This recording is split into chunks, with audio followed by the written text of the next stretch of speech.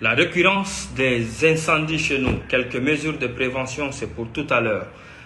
Nous allons en discuter, nous allons en parler un peu parce que ça devient un phénomène qui prend beaucoup de l'ampleur et pourtant quelques mesures préventives pouvaient être données et dégagées et respectées et pour éviter tout ce que nous sommes en train de vivre aujourd'hui comme accident ou incendie.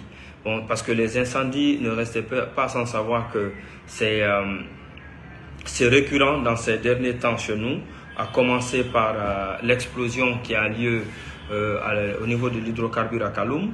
Et aussi, on ne peut pas les citer. Nous allons donner quelques mesures de prévention qui vont aider les uns et les autres à implémenter cela pour pouvoir sauver la vie de nos compatriotes et d'autres personnes aussi qui vont suivre cette vidéo. C'est pourquoi je vais demander, si vous me suivez, de pouvoir bien faire signe pour pouvoir partager et qu'on partage ces idées avec tout le monde.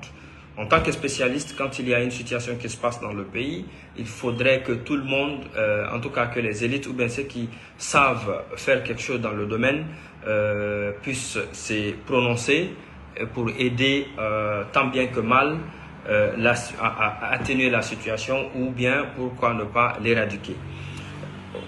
Vous êtes informé que dans ces derniers temps, il y a la récurrence des incendies chez nous. Maintenant, la preuve c'est quoi? Il y a un laxisme un peu partout, à tous les niveaux et à tout point de vue. Maintenant, nous allons donner la prévention pour les incendies.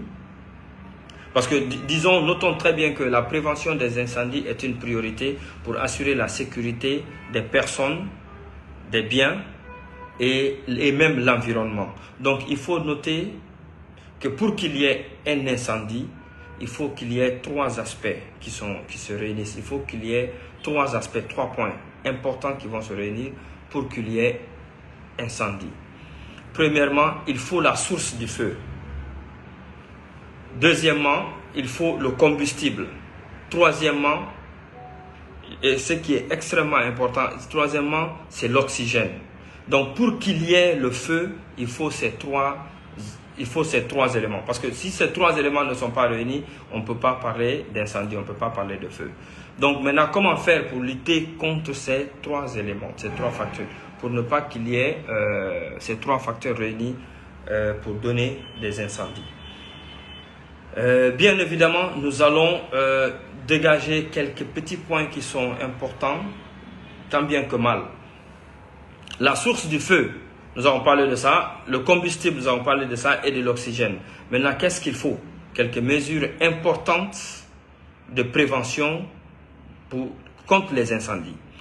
Premièrement, il faut la formation et la sensibilisation de tout le monde. Il faut former le personnel. Si c'est un personnel qui est là, qui travaille dans un entrepôt ou bien dans un magasin, comme ce qui vient de se passer à Amdallah récemment, il faut la formation et la sensibilisation du personnel sur le lockout et le tag-out, c'est-à-dire avoir la consignation. Le lockout, tag-out, excusez-moi, beaucoup de termes vont être en anglais parce que c'est comme ça la formation, elle est beaucoup développée en anglais ou bien qu'on l'a suivi en anglais. C'est pourquoi on essaye de traduire le tout en français.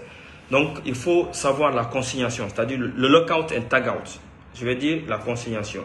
Il faut faire des inspections régulières avec des checklists à l'appui. Ces inspections, c'est pas seulement dire j'ai fait des inspections, mais il faut documenter l'inspection. C'est-à-dire sur ce checklist, il faut citer tout ce qui a été inspecté. Vous avez inspecté, par exemple, les câbles.